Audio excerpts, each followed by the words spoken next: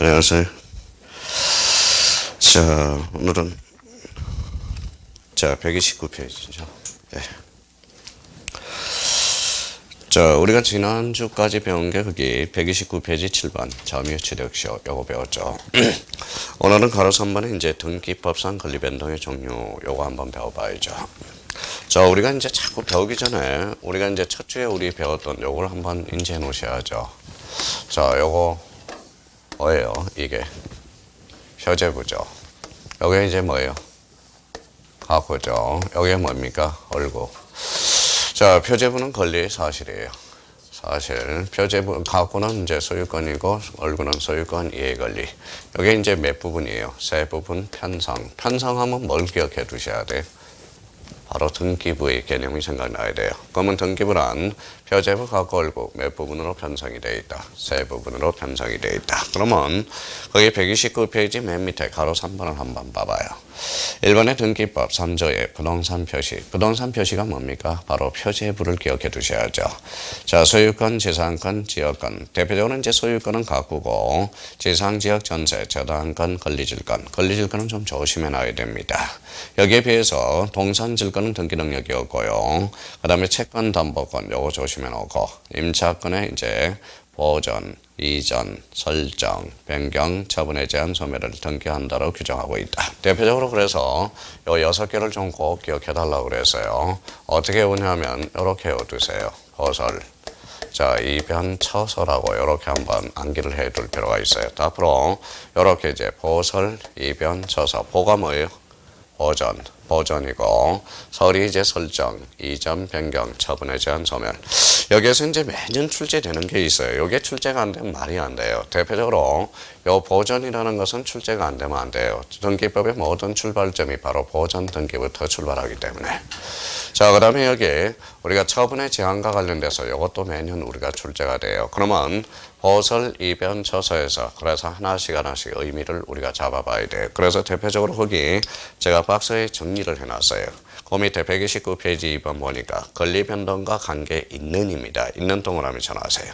관계 있는 등기사항. 그래서 이제 첫 번째 보전이라는 단어가 나와요. 자, 보전이라는 것은 이 가구를 최초로 개설하는 등기가 뭐예요? 소유권 보전 등기라고 그랬죠. 보전이라 하면 미등기 부동산에 대해서 처음으로 등기하는 것을 보전이라 한다. 보전 등기의 권리는 소유권뿐이다. 줄 쳐놓으세요. 소유권뿐이라는 거. 그럼 결론적으로 보전 등기는 뭐밖에 없다? 소유권 보전 등기밖에 없다라는 거예요. 그럼 결론적으로 그러면 보전은 소유권뿐이다. 이런 맞는 문장이 됩니다. 그래서 대표적으로 보전과 관련돼서 그러면 모든 등기죄의 스타트는 바로 보전부터 시작해요. 그러니까 보전은 특별히 잘 관리하셔야 되고 나중에 강론 파트에서 우리 소유권 보전 등기를 아주 우리가 자세히 들게 될 겁니다. 자, 그럼 이제 여기 봐봐요. 여기 이제 가구고 여기 뭡니까? 얼구죠. 얼구를 최초로 계산하는 걸 뭐라고 그랬어요? 바로 설정이라는 단어를 했죠. 그래서 설정이란 당사자의 계약에 의해서 거기에다 줄 쳐놓으세요. 소유권 이해 권리를 창설하는 거. 그러면 소유권 이해 권리를 창설하는 게 대표적으로 뭐냐? 바로 설정이라는 의미를 우리가 가져요. 그럼 여기에서 대표적으로 그러면 이런 것들은 어때요? 그러면 설정이라는 단어를 이해했다면 바로 소유권 설정 등기 이런 등기는 있어요, 없어요? 없죠. 왜? 자, 소유권 앞에는 소유권이죠. 설정은 소유권 이해 권리거든. 그럼 결론적으로 소유권 설정 등기는 존재하지 않는다라는 거 한번 우리가 착상해 둘 필요가 있고 앞으로 이 설정이라는 단어를 들었을 때 우리가 기억해 둘 거는 바로 소유권 이해 권리를 창설한다. 그러면 소유권 이해의 권리를 창설한다. 그러면 이때가 뭐라고 그랬죠? 창설한다. 이게 설정이라면 우리가 소유권 이해 권리가 뭐가 있었어요? 대표적으로 바로 제한물건이 있었죠. 제한물건. 그럼 제한물건 뒤에는 뭐가 붙어요? 바로 설정이라는 단어가 붙어요. 그래서 민법에서는 대표적으로 설정적 승계라는 게 떨어진다는 거. 그러면 결론적으로 이걸 꼭 기억해야 돼요. 그러면 설정이라는 것은 소유권 이해 권리를 창설하는 것. 이게 개념입니다. 개념. 그러면 이 창설이라는 단어를 보고 기억해 두실 거는 대표적으로 무슨 등기가 있어요? 바로 여기에 있죠. 대표적인 뭐예요? 바로 기입등기라는 게 있어요. 기입등기는 대표적으로 새로운 등기 원인이 발생하여 새롭게 기입해 주는 거. 이게 대표적인 무슨 등기다? 기입등기다. 자, 그러면 이제 설정이라는 우리가 단어를 바꿔요. 자, 뒷장을 한번 넘겨봅시다. 그러면 이제 이전이라는 게 있어요. 이전. 자, 이전이라는 단어는 대표적으로 뭐냐? 이전은 거기에 이제 주체의 변동이라는 걸 의미를 잡아야 돼요. 그래서 주체의 변동이 바로 키워드가 돼요. 그래서 주체의 변동이다. 주체가 변경하는 것을 뭐라는 거다? 바로 이전. 그러면 소유권 이전 등기는 대표적으로 뭐예요? 왜 변동이 있다는 거예요? 주체의 변동이 있다라는 거. 그럼 만약에 세입자가 바뀌었다. 무슨 등기예요? 전세권 이전 등기가 돼요. 그래서 이 이전과 관련돼서는 자주 우리 출제가 되고, 이전 앞에 소유권이 붙어서 무슨 등기라고 배웠어요? 대표적으로 주등기라고 배웠죠. 그래서 그 옆에 소유권 이전 동그라미 포인트를 잡고 이전 앞에 소유권이 붙었다. 무슨 등기? 주등기. 그러면 이전 앞에 소유권 이해 권리가 붙었다. 무슨 등기? 부기등기. 그러면 이전 등기는 사항에 따라서 주등기도 되고 부기등기도 된다. 지난주에 한번 배웠죠. 그러면 이전 등기는 그럼 5개 지문을 제가 착상을 해놔야 돼요. 그러면 이전 등기는 주등기해야 한다. 어때요? X. 이전 등기는 부기등기해야 한다. X가 돼요. 그러면 이전 등기는 주등기가 가능하다. 이런 맞는 문장이 됩니다. 그러면 이전 등기는 부기 등기가 가능하다. 맞죠? 그러면 이전 등기는 상황에 따라서 주등기도 되고 부기 등기도 된다. 그렇게 이제 머릿속에 생각을 해 둘 필요가 있어요. 그러면 이전이라는 것은 대표적으로 뭐예요? 주체의 변경이다. 자, 그다음에 변경이라 하면 거기 줄 쳐놓으세요. 권리의 객체의 내용이 변경되는 거. 그래서 변경이라는 것은 대표적으로 이제 객체의 변동입니다. 객체의 변동. 객체의 변동이라는 것은 우리 전세금이 바뀌었다. 그럼 전세금이 바뀌면 그때는 무슨 등기예요? 전세금 변경 등기라고 그래. 그래서 객체의 변동, 권리의 변동은 대표적인 무슨 등기를 지칭하고 있다? 변경이라는 거. 조심해서 다뤄놔야 돼요. 자, 그렇다면 거기에 1번에 한번 보죠. 소유권 이해의 권리의 변경. 자, 표시란의 변경 등기는 이제 표시란 자체가 없어졌어요. 그래서 거기에다 뭐라고 건쳐놔요? 바로 표제부의 변경 등기라고 건쳐놨어요. 과거에 표시번호, 표시란 이렇게 있었다고 종이 등기 위에. 그러면 3번에 그러면 사항란은 뭐라고 건쳐놔야 돼? 대표적으로 갖고 얼구의 변경 등기. 그러면 사항란을 권리의 변경 등기라고 건쳐놔야 이게 정상적입니다. 그렇다면 우리가 표시란 그러면 과거예요. 틀린 질문은 아니지만 그래도 표제부의 변경 등기와 그 다음에 뭐예요? 갖고 얼구의 변경 등기, 즉 무슨 난이다? 권리의 변경 등기라는 말을 써주게 됩니다. 과거에는 순위번호 사항란이었어요. 그래서 엄격하게 말한다면 표시란은 표제부, 그 다음에 사항란을 권리의 변경 등기라고 건쳐주는 게 좋아요. 자, 그러면 이전과 변경, 그 위에 박스 위에다 이런 예를 한번 들어봐요. 이게 참 사람 괴롭혀요. 그럼 이런 예를 하나 이렇게 한번 들어봐요. 자, A가 B한테 이렇게 저당권을 설정해 놨다고 이렇게 한번 써봐요. 자, 저당권을 설정해 놨다. 박스 위에다. 자, 이 사람이 그러면 1억을 구해줬으니까 이 사람은 이제 채권자가 되죠. 채권자가 되고, 이 사람은 대표적으로 뭐가 되죠? 바로 채무자가 된다라는 거. 채무자. 자, 그러면 이 사람이 바로 저당권자가 됩니다. 저당권자가 돼요. 이 사람은 뭡니까? 대표적으로 저당권 설정자가 됩니다. 이 정도는 이제 확인해 주셔야 돼요. 그럼 결론적으로 이제 저당권자는 채권자면서 저당권자가 되고, 채무자는 대표적으로 저당권 설정자는 채무자가 되는 거죠. 그러면 여기에 대해서 저당권 누가 점이에요? A가 점이에요? B가 점이에요? 저당권은 A가 점유하죠. B는 저당권. B는 뭐다? 뭐예요? 건물에 대해서 점유하지 않죠. 그래서 저당권은 꼭 기억해 둘 거는 점유 X라는 거야. 그래서 저당권은 점유하지 않습니다. 그러면 결론적으로 저당권이란 저당권자가 점유하지 않는 채 1억을 행사하는 것. 이게 바로 대표적인 저당권의 개념이 탄생하게 되는 거예요. 근데 여기에서 뭐 그렇게 중요하냐? 여기에서 아주 중요한 사실들이 떨어져요. 봐봐요. 자, 만약에 요 채권자가 변동이 있어요. 채권자가 변동이 있다. A가 B가 C로 바뀌었다. 그러면 채권자는 바로 주체의 변동으로서 이게 바로 저당권 이전 등기가 돼요. 저당권 이전 등기가 되고요. 그럼 이 사람 이름은 뭡니까? 이 사람은 저당권 양수인이 되고 이 사람은 저당권 양도인이 돼. 그럼 결론적으로 이 채권자가 바뀌면 주체의 변동으로서 저당권 이전 등기가 돼. 근데 이제 채무자가 바뀌면 이런 사람 취급도 안 해요. 그러면 채무자가 바뀌면 이렇게 뒤로 바뀌면 이때는 채무자가 바뀌면 이때는 뭐예요? 권리 내용의 변동으로서 바로 대표적인 저당권 변경 등기가 됩니다. 조심해놔야 돼요. 그러니까 요거는 채권자가 바뀌냐 채무자가 바뀌냐에 해서 등기 종류가 완전히 달라버려요. 그래서 거기에다 이렇게 예를 써놓고 보면 요 채권자 변경과 채무자 변경에 따라서 등기 종류가 달라진다라는 거. 이게 지문에 만약 헷갈려요. 민법에서도 많이 헷갈리고 저당권과 관련돼서 요걸 한번 뭐에 위에다 딱 정리해 줄 필요가 있어요. 여러 가지가 있어요. 또 살을 더 붙여야 돼요. 자, 그렇다면 이제 이렇게 채권자가 바뀌면 저당권 이전 등기요. 채무자가 바뀌면 뭡니까? 채무자의 변경은 저당권 변경 등기라는 걸 조심해 놔야 됩니다. 자, 130페이지 상단하고 있어요.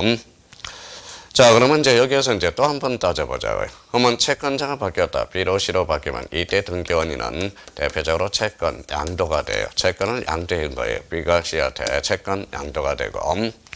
자, 여기는 채무자가 바뀌었다. 이때는 뭐예요? 채무 인수가 돼요. D가 채무를 인수한 거거든. 그래서 채무 인수. 그래서 간혹가다 요 등기 원인과 관련돼서도 연결이 되기 시작합니다. 요 사례에서 엄청나게 복잡한 관계가 성립되고 있어요. 그러면 이제 채권자가 완전히 바뀌었다. B에서 D로 바뀌면 저당권 이전 등기 원인은 채권 양도. 자, 채무자가 바뀌었다. 그때는 등기 원인은 채무 인수로서 그때는 저당권 변경 등기야. 그러면 채무자가 바뀌냐에 따라서 채권자가 바뀌냐에 따라서 등기 종류가 달라진다라는 걸 기억해 두고 이름 한번 불러봐요. 이 사람은 뭐예요? 이 사람은 저당권자, 이 사람은 저당권 설정자, 이 사람은 뭐가 돼요? 제3취득자가 돼.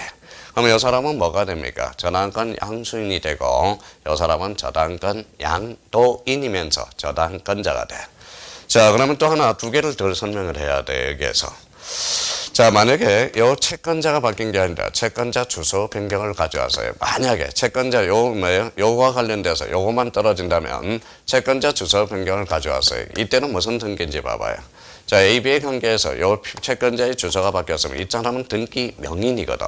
그러면 채권자 주소가 바뀌었다. 이때는 등기 명인 표시 변경 등기가 되는 거야. 아, 이렇게 또 달라져 버리네요. 등기의 종류가. 이때는 등기 명인 표시 변경 등기야. 자, 또 하나 이제 마지막으로 하나 더 해봅시다. 자, 그러면 AB 관계에서 이게 이제 중심키거든요. AB 관계에서 A가 뭐다? B한테 저당권을 설정한 후에 이 부분에 대해서 정축을 했어요. 정축. 자, 한번 우리 내공이 쌓였나 봅시다. 이제 두 달 들었고 다음 주에는 뭡니까? 다음 주면 벌써 우리가 이제 다다음 주 이제 2주 남았죠. 종강하려면. 자, 이거 한번 읽어봐요. 내공이 쌓였나 한번 봅시다. 읽어봐요. 정축 그러면 안 돼. 종물이다 그래야 돼. 그럼 보안물과 그러면 저당권의 목적물의 범위는 보안물과 종물에 모두 미치거든. 그러면 결론적으로 A가 B한테 저당권 선정한 후에 뭐다 정축을 해서 그러면 종물에도 미쳐. 그러면 요 정축 부분에 대해서는 저당권 변경 등기를 할 필요는 없다라는 거야. 근데 요 자체는 우리가 변경 등기를 또 해줘야 돼요. 요거는 정축 부분에 대해서 부동산 자체가 변경이 됐으니까 요때는 정축 부분에 대해서는 부동산 변경 등기를 요하게 된다라는 거예요. 와, 이렇게 달라지는구나. 누가 변경에 따라서 등기의 종류가 완전히 달라져요. 만약에 요 관계만 자기가 했다면 뭐예요? 등기법은 웬만큼은 이제 뭐다 거짐 섭렵이 되고 가고 있다라는 겁니다. 그래서 이걸 머릿속에 완전히 뭐다 까고 있어야 돼요. 차고 있어야 된다라는 거예요. 자, 그러면 자기가 이제 머릿속에 그림을 그려가면서 이렇게 한번 생각하라고. A가 B한테 저당권 1억을 설정했다. 이 사람은 뭐예요? 저당권자. 이 사람은 저당권 설정자. 그러면 요 저당권은 A가 점유하지 B가 점유하지 않는다. 그래서 점유 X. 점유 X는 무슨 점이에요? 또 까먹었다. 바로 준점이라고 그랬죠. 그럼 저당권은 대표적인 준점이야. 점유하지 않으니까 저당권은 취득세의 대상이 될 수 없어. 그래서 다음 중 취득세의 대상이 아닌 걸 골라라. 그래서 저당권. 작년에 민법에서 출제된 거고. 그러니까 우리가 등기법하고 민법은 처음부터 뭡니까? 실타래가 쫙 연결이 돼야 돼요. 그래서 우리 민법하고 등기법이 쉽지 않다는 이유가. 그러니까 민법은 달락달락 끊어서 보면 문제가 안 풀려요. 등기법도 마찬가지예요. 그러니까 이게 처음부터 끝까지 이게 이제 일살분란하게 이렇게 실타래가 연결이 돼 있어야 돼요. 한번 자기가 이걸 그리면서 한번 연습하고 갑시다. 자기가 이제 요 사람은 뭐예요? 그러면 A가 B한테 저당권 1억을 설정했다. 이름을 밝혀놓고 가야 돼요. 일단 요 사람은 뭐예요? 저당권자. 이 사람은 저당권 설정자. 자, 채권자가 바뀌었다. 그럼 채권자 변경은 주체의 변경으로서 대표적인 저당권 이전 등기. 그 이전은 주체의 변동이라고 그랬거든. 그럼 B에서 C로 바뀌었다라는 것은 이때 등기 원인은 무슨 양도? 채권 양도가 돼. 그럼 이 사람 이름은 뭘까요? 저당권 양수인. 이 사람은 저당권자면서 저당권 양도인이 된다라는 거야. 만약에 채권자 주소가 바뀌었다. 그러면 그때는 등기 명의 표시 변경 등기고 A가 D로 바뀌었다. 그러면 채무자가 변경될 때는 이건 채무자 내 변경은 뭐예요? 변경, 객체의 변동으로서 권리 내용 변동이야. 그때는 저당권 변경 등기입니다. 그때 등기원인은 무슨 인수다? 바로 채무 인수가 된다라는 거예요. 그러면 여기에 관련돼서 이런 밝혀봐요. 저당권 설정자 D는 뭐예요? 제3취득자가 된다라는 거야. 자, 그러면 이제 이런 관계에서 뭐예요? 여러 가지를 좀 자기가 그림에서 생각해두면 아주 쉽게 접근할 수 있어요. 그러면 이거는 뭐예요? 정축을 했다. 정축 부분은 뭐라고 그랬어요? 종물. 종물은 저당권의 효력이 미쳐. 그러면 저당권은 변경 등기는 하지 않아요. 근데 부동산 자체의 변경은 가져와서. 그래서 좀 이따 부동산 변경 등기를 이제 배우게 됩니다. 자, 시험 문제 한번 내볼까요? 자, 봐봐요. 자, 저당권 설정 후 채무자 변경 시 저당권 이전 등기한다. 어때요? X. 채무자가 변경이 되면 저당권 변경 등기지 저당권 이전 등기가 아니라는 거예요. 그러니까 채무자 변경 무슨 등기다? 저당권 변경 등기. 자, 채권자 변경 시 저당권 설정 후 채권자 변경 시 정기원은 채권 양도로서 저당권 변경 등기해야 한다. 어때? X. 변경 등기가 아니라 뭐예요? 이전 등기라는 거야. 그래서 아까 이야기했듯이 이전이라는 것은 결론적으로 주체의 변동이고 변경은 뭐예요? 권리 내용, 객체의 변경이라는 거. 그래서 그 박스 위에다 다 걸어놓고 이 관계를 자기가 천천히 한번 생각해 줄 필요가 있어요. 그러니까 이 사례는 우리가 대표적으로 꼭 기억해 달라는 거예요. 그래서 민법에도 연결되고 등기법에서도 연결되니까 이런 측면에서 좀 확인을 부탁드립니다.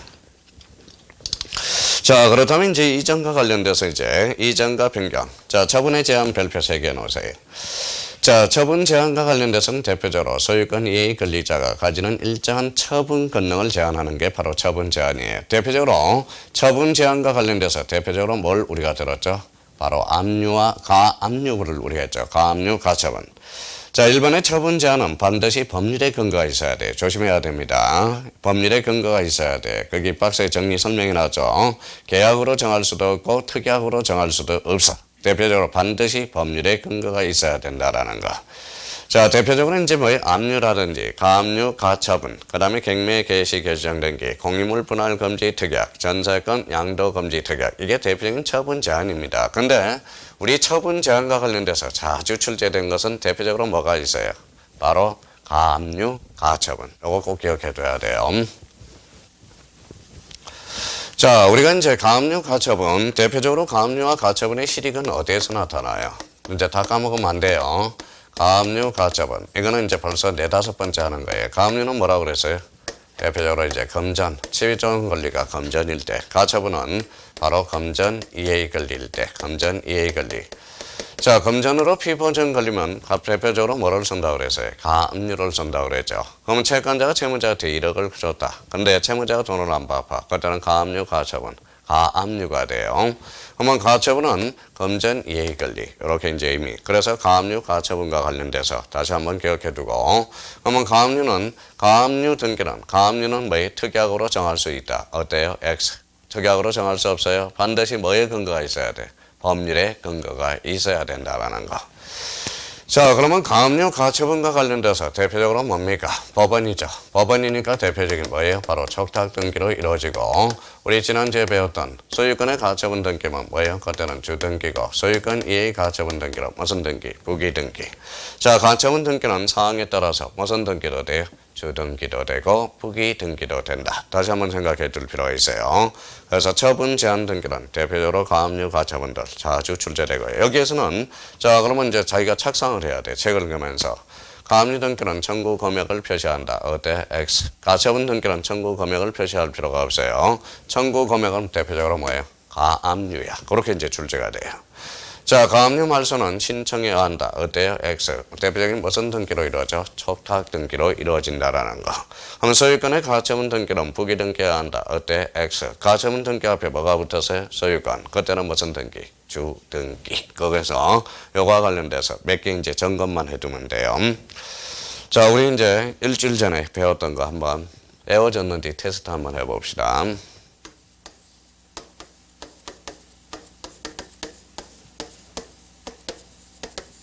뭐라고 써놨어요? 말소기준관리 몇 개? 말소기준관리 몇 개? 다 까먹었네요. 6개죠. 그래서 어떻게? 말소기준관리 몇 개? 6개. 그래서 대표적으로 요걸 한번 적어봤죠. 자, 가압류. 그 다음에 건저당권. 자, 세 번째 이제 담보가등기. 담보가등기. 자, 그 다음에 네 번째. 자, 강제경매 개시결정등기. 강제경매 개시결정등기. 개시결정등기.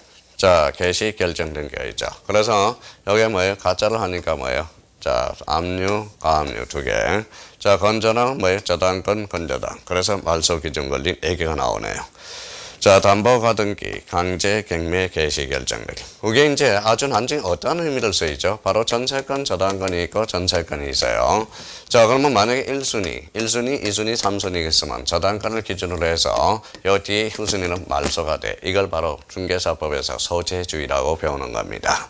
앞에가 이제 전세권이 있네. 이때는 인수돼. 그래서 요 말소 기준 권리로 해서 앞에는 인수된다. 그래서 이걸 인수주의고, 그 다음에 뒤에는 소멸한다 해서 어떤 주의? 소재주의라는 말을 써주게 돼요. 그래서 말소 기준 권리 6개는 지난번에도 이야기했지만 상식적으로도 뭐다 알아두셔야 돼요. 그래서 읽어봐요.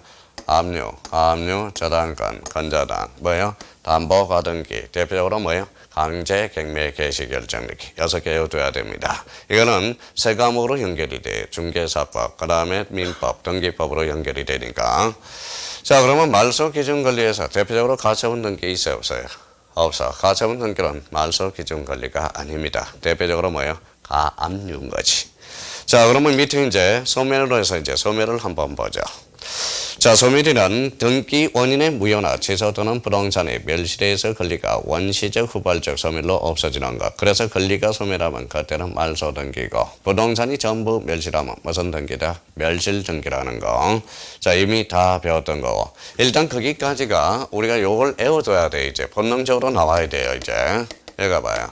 보설, 이변, 처소. 그래서 보전, 설정, 이전, 변경, 처분에 제한, 소멸. 그래서 하도 안 해오니까 보설, 이변, 처소라고 우리가 해놓은 거예요.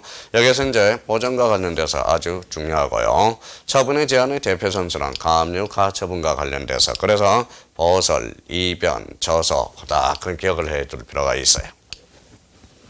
자, 그러면 요 관계 한번 이제 집에 가셔서 한번 따져보셔야 되고, 자기가 직접 우리가 따져봐야 돼, 관계를.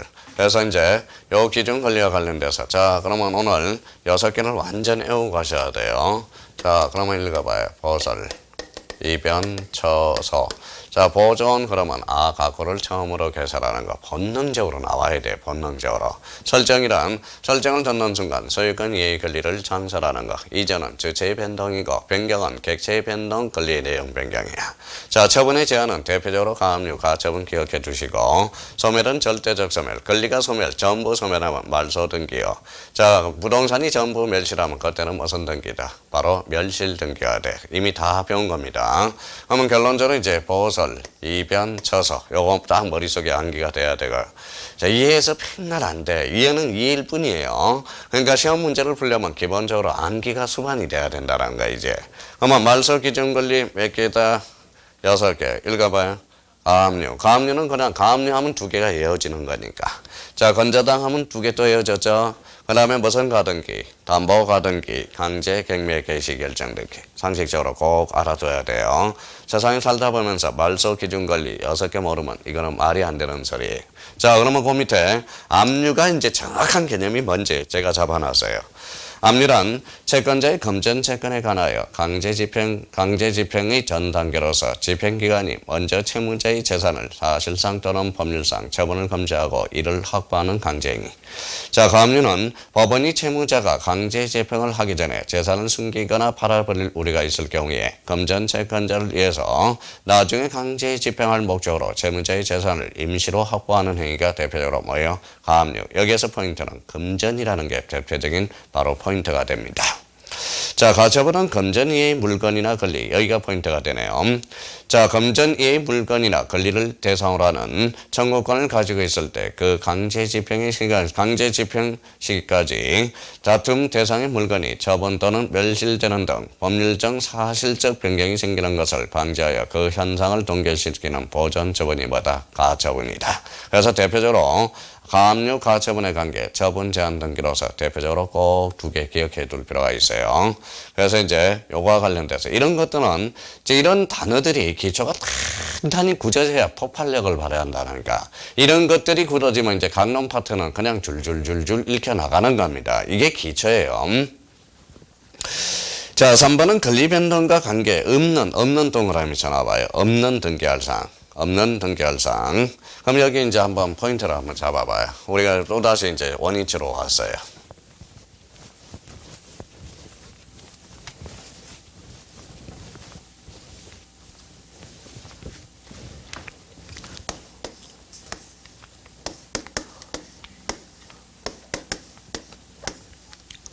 자, 이게 이제 뭐예요? 본능적으로 나와야죠. 여기는 표제부죠.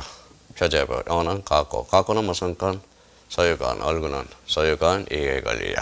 대표적으로 현재 표제부와 관련돼서 한번 볼까요? 그래서 기억에 한번 봐봐요. 자, 부동산 표시의, 거기까지 줄쳐놔봐요. 부동산 표시의. 자, 변경 동그라미 쳐놔요. 그럼 부동산 표시 변경 등기는 두 종류가 있어요. A하고 B가 있어. 그럼 차이점이 뭐예요? A는 부동산 변경 등기고, B번은 부동산 표시 변경 등기예요. 봐봐요. 자, 그러면 다시 한번 칠판에 적어볼게요. 자, 부동산 표시의 변경 등기는, 자, 부동산 표시 변경 등기는 대표적으로 부동산 변경 등기와 부동산 변경 등기와 부동산 변경 등기와 부동산 표시 변경 등기가 있어요. 자, 책이 있으니까 쓸 필요는 없고요. 자, 그러면 이제 한번 봐봐요. 자, 여기는 뭐예요? 여기는 표시가 있어요, 없어요? 있어요. 여기는 없죠. 그러면 의미를 잡아봐요.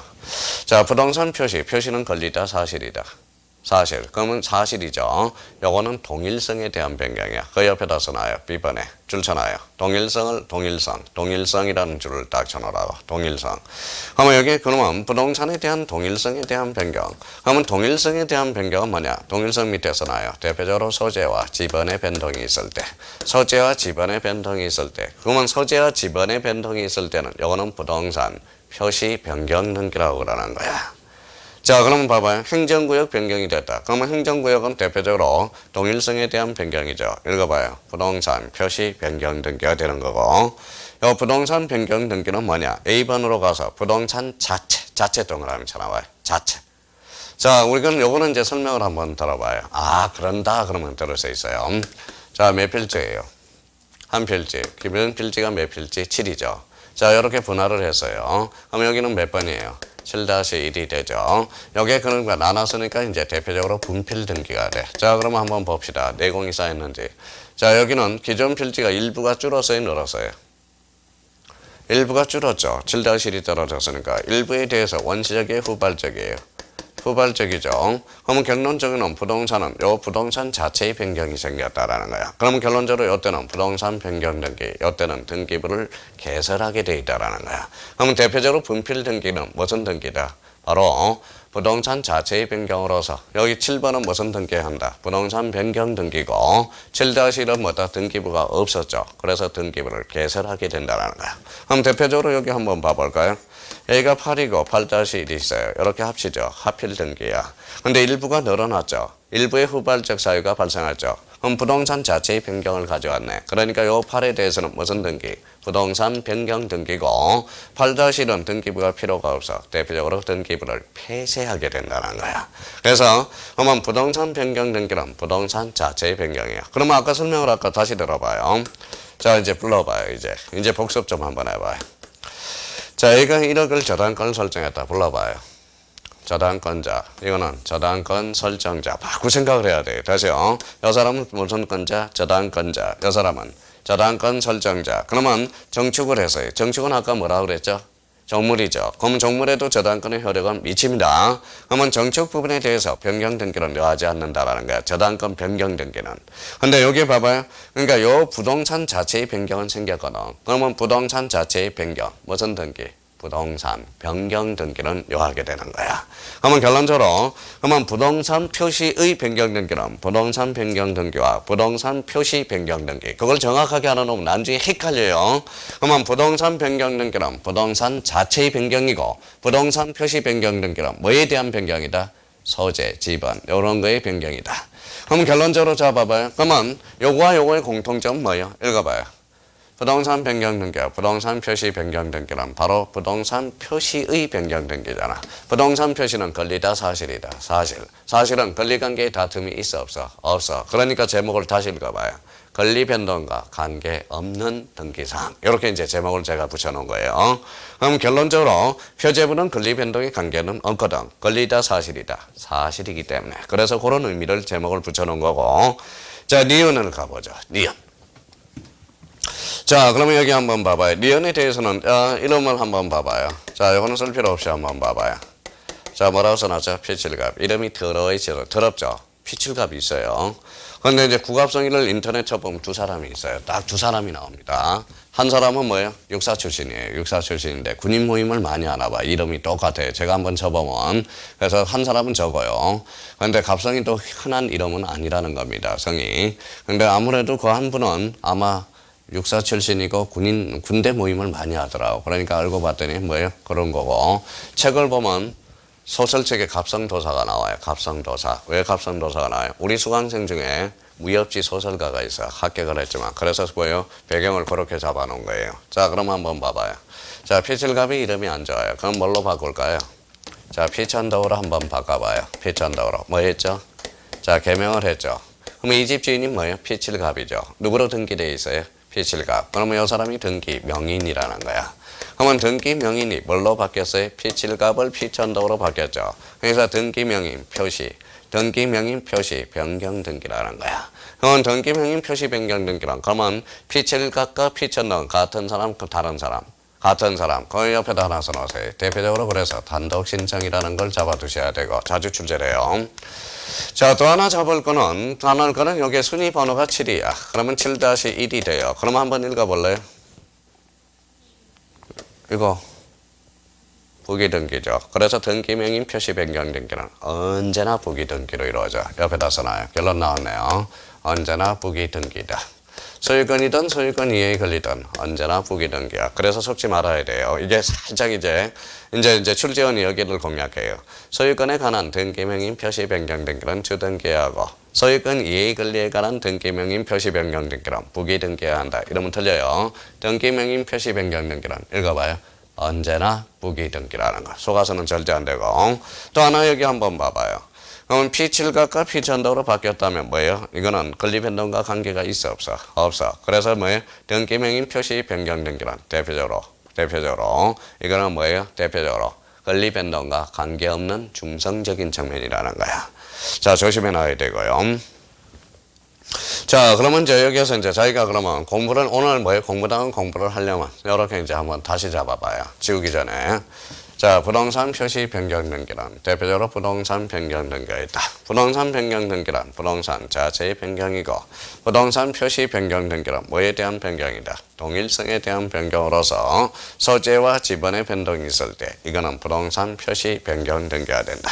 그럼 피칠갑을 피천도로 개명하는 등기 읽어봐요. 등기명인 표시 변경 등기가 돼. 그러면 등기명인 표시 변경 등기는 언제나 단독 신청이며 단독 신청이며 부기 등기로 이루어진다. 같은 사람이니까. 자, 그래서 아까 뭐예요? 채권자 주소가 바뀌었다. 아까 저당권 설정에서 채권자 주소가 바뀌면 그때는 등기 명의 표시 변경 등기가 된다. 아까 우리 메뉴에 사례를 들었을 때.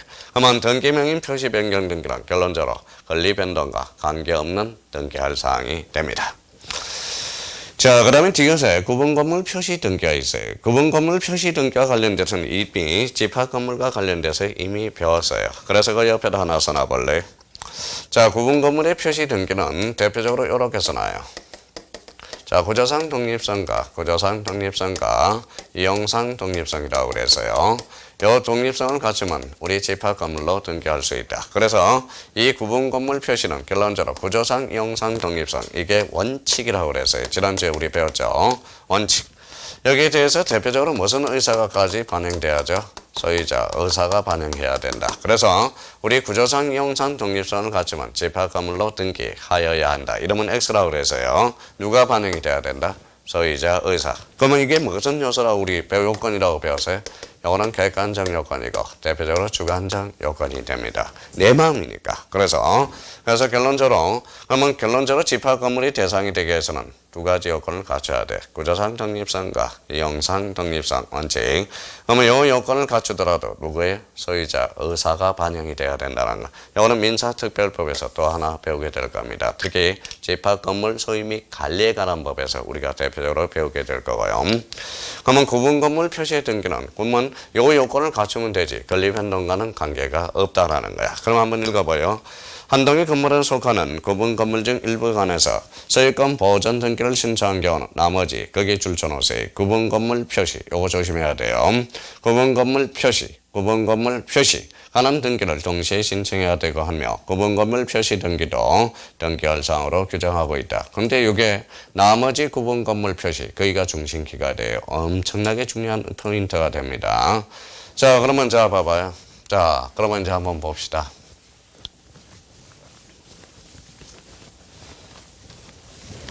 자, 집합건물은 몇 부분이에요? 다 까먹었죠, 또. 자, 네 부분이 되죠.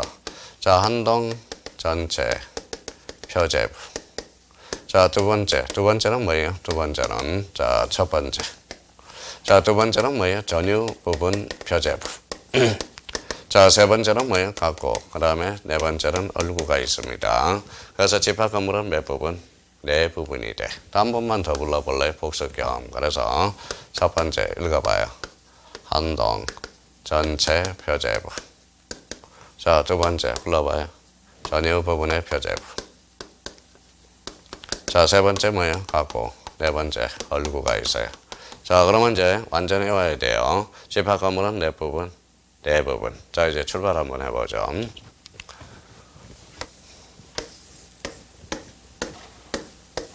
제가 집합건물을 빌딩을 하나 졌어요. 두 가지 요건을 갖췄다. 현재 빌딩을 갖출 때 집합건물로 등기하기 위해서는 구조적으로 딱딱 떨어져 있어야 돼요. 그리고 이용상 독립성을 갖춰야 되겠죠. 근데 여기는 A가 살고요. 여기가 B가 살고 C, D. 그래서 몇 사람이 살아요? 자, 10사람이 살아요. 근데 일요일날 원탁의 회의를 합니다. 10사람이 모여서 원탁의 회의를 해요. 아직 집합건물로는 등기는 안 됐어요. 10사람이 모여서. 자, 우리 10사람이 모였는데 요 두 가지 요건을 갖추지 않았느냐. 구조상, 이용상, 독립성을 갖췄으니까 우리 집합건물로 등기하자고 회의를 합니다. 전원일치가 뭐예요? 저는 만장일치로 통과가 돼서. 그러면 이제 등기소에 가서 집합건물로 등기해 줄 수 있어요. 몇 사람이에요? 10사람이야. 그래서 뭐예요? 막내 한번 손 들어봐라 그랬더니 막내가 A야. A가 49살이에요. 나머지는 전부 50세 이상이고 60세가 되는 겁니다. 막내 네가 우리가 이제 뭐예요? 만장일치로 통과했으니까 너 혼자 가서 등기소에 가서 혼자 한번 등기를 한번 해봐라. 자, 그러면 A가 등기소로 가서 신청합니다. 직권은 다 개설이 돼요. 됩니다. 자, 나머지 9사람은 뭐만 개설이 되느냐? 요것만 개설이 돼. 요것만. 그러니까 각부는 각각의 사람들이 개설을 해줘야 돼. 그러면 결론적으로 나머지 구분건물 표시에 대해서 요것만 대의 신청할 수 있고 동시 신청할 수 있는 거지. 각구 얼구에 대해서는 동시 신청할 수가 없다라는 거야. 각구는 누가 신청해야 돼? 각각의 사람들이 신청해야 돼. 그러면 요 A가 혼자 가서 지껏 다 개설이 되고요. 나머지 부분 요 부분에 대해서만 동시 대의 일괄 신청을 줄 수 있다는 거야. 각구에 대해서는 신청할 수 없어요. 그러면 요걸 어떻게 장난치느냐? 나머지 구분 건물 표시에 관한 등기와 소유권 보전 등기에 대해서도 동시 신청한다. X라는 거예요. 뭐에 대해서만? 나머지 구분 건물 표시에 대해서만. 그러니까 이걸 조심해야 돼요. 그러면 요 구분 건물 표시에 대해서는 왜 그러면 할 수 있느냐? 바로 뭐예요? 권리관계 다툼이 없기 때문에 그렇다라는 거예요. 그러면 요 부분에 대해서는 대표적으로 바로 권리변동과 관계없는 등기할 사항이라는 거예요. 그거 엄청나게 중요합니다. 5개 지문에서 섞어서 나오면 깨갱깽 해버려. 나머지 구분 건물 표시와 소유권 보전 등기도 동시 신청한다. 이러면 완전 작살나버려. 그래서 나머지 구분 건물 뭐에 대해서만? 표시에 대해서만 동시 신청할 수 있고 대의 신청할 수 있고 일괄 신청할 수 있다는 거기에다 맥을 잡아요. 그러니까 제가 뭡니까? 첫 시간에 그래서 아주 첫 시간이 중요하다라는 거야. 등기법 첫 시간에. 그래서 등기부하고 등기 분류를 완전 깨차고 있어야 된다라는 거야. 깨차고. 그래서 그 부분에 대해서 우리가 확인해 둘 필요가 있습니다. 나머지는 뭐 큰 문제가 없어요. 자, 131페이지 박스가 있어요. 박스. 요걸 빨갛게 전체적으로 박스를 딱 쳐요. 그래서 요거는 별표가 5개짜리야. 요거만 등기가 되고 안 되는 거 이해하면 요거는 등기법에 거진 30%가 끝나버려. 그래서 요거는 오늘 당장 설명이 안 돼요. 요거는 내용이 쌓이고 그래서 우리가 마지막 코스에 총정리로 하나씩 설명이 들어갈 겁니다. 그래서 요거는 급한 사람은 미리 한번 해보시고 나중에 이제 천천히 요거에 대해서는 내공이 좀 쌓여요. 완전히 정립이 돼요. 자, 확인학습 한번 볼까요? 확인 문제. 특례법에서 일정한 요건을 갖춘 경우 부동산 등기의 대상이 될 수 있는 것. 방조제의 부대 또는 부대 동그라미. 부대라는 것은 정착성이 없다. X. 컨테이너는 건물의 용도에 맞지 않음으로써 등기 능력이 없다. 5개 불장이 왜 동그라미. 지붕이 없다라는 거네. 주소 삭집, 즉 캐노피는 벽이 없네. 그래서 등기 능력이 없죠. 개방형 축사는 등기 능력이 있다 없다? 있다. 그래서 응답은 몇 번이다? 5번이 되네. 개방형 축사는 우사의 돈사예요. 우사죠. 몇 제곱미터를 초과해야 돼? 200제곱미터를 초과한 경우 이게 이미 기출된 문제입니다. 그래서 개방형 축사 그 정도 한번. 그러니까 지금 뭐예요? 우리가 이런 것들 첫 시간에 했던 거 이런 것들이 엄청나게 중요한 의미를 가지고 있어요. 보설, 이변, 저서 이런 것들 아무것도 아닌 것 같지만 이런 것들이 이제 내용이 쌓여야 우리가 이제 등기법을 강론 파트에 가서 자유자재로 구사해 먹을 수가 있다. 근데 이것도 모르는 사람이 강론 파트에 가서는 강론에 또 무슨 말인지를 모르게 된다고. 그래서 그런 의미를 한번 확인해 달라는 겁니다. 자, 일단은 또 등기 뒷장을 한번 넘겨봐요. 자, 제3절 등기 효력 여기 나오네. 이거는 별표 새겨놓고 수업 들어가면 또 뭐예요? 또 쉬는 시간을 갖기가 힘드니까 첫 시간은 약간 빨리 일찍 좀 쉬었다가 한숨 돌리고 잠 좀 깨고 그래서 등기 효력부터 또 뭐다 달려가 보자고요. 그래서 좀 쉬었다 계속 들어가겠습니다.